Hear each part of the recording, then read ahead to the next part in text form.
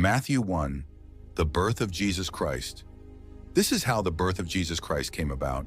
His mother Mary was pledged to be married to Joseph, but before they came together, she was found to be pregnant through the Holy Spirit. Because Joseph, her husband, was a righteous man and did not want to expose her to public disgrace, he had in mind to divorce her quietly. But after he had considered this, an angel of the Lord appeared to him in a dream and said, "Joseph, son of David, do not be afraid to take Mary home as your wife, because what is conceived in her is from the Holy Spirit. She will give birth to a son, and you are to give him the name Jesus, because he will save his people from their sins." All this took place to fulfill what the Lord had said through the prophet. "The virgin will be with child and will give birth to a son, and they will call him Emmanuel," which means God with us. When Joseph woke up, he did what the angel of the Lord had commanded him and took Mary home as his wife. But he had no union with her until she gave birth to a son, and he gave him the name Jesus. Matthew 2. The visit of the Magi. After Jesus was born in Bethlehem in Judea, during the time of King Herod, Magi from the east came to Jerusalem and asked, "Where is the one who has been born King of the Jews? We saw his star in the east and have come to worship him." When King Herod heard this, he was disturbed, and all Jerusalem with him. When he had called together all the people's chief priests and teachers of the law, he asked them where the Christ was to be born. "In Bethlehem in Judea," they replied, "for this is what the prophet has written.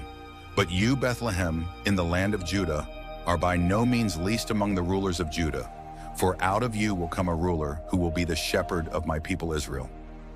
Then Herod called the Magi secretly and found out from them the exact time the star had appeared. He sent them to Bethlehem and said, "Go and make a careful search for the child. As soon as you find him, report to me, so that I too may go and worship him." After they had heard the king, they went on their way, and the star they had seen in the east went ahead of them until it stopped over the place where the child was. When they saw the star, they were overjoyed. On coming to the house, they saw the child with his mother Mary, and they bowed down and worshipped him. Then they opened their treasures and presented him with gifts of gold, frankincense, and myrrh. And having been warned in a dream not to go back to Herod, they returned to their country by another route, the flight to Egypt. When they had gone, an angel of the Lord appeared to Joseph in a dream. "Get up," he said, "take the child and his mother and escape to Egypt. Stay there until I tell you, for Herod is going to search for the child to kill him." So he got up, took the child and his mother during the night, and left for Egypt, where he stayed until the death of Herod. And so was fulfilled what the Lord had said through the prophet, "Out of Egypt I called my son." The massacre of the innocents. When Herod realized that he had been outwitted by the Magi, he was furious, and he gave orders to kill all the boys in Bethlehem and its vicinity who were 2 years old and under, in accordance with the time he had learned from the Magi. Then what was said through the prophet Jeremiah was fulfilled. "A voice is heard in Ramah, weeping and great mourning, Rachel weeping for her children and refusing to be comforted, because they are no more." The return to Nazareth.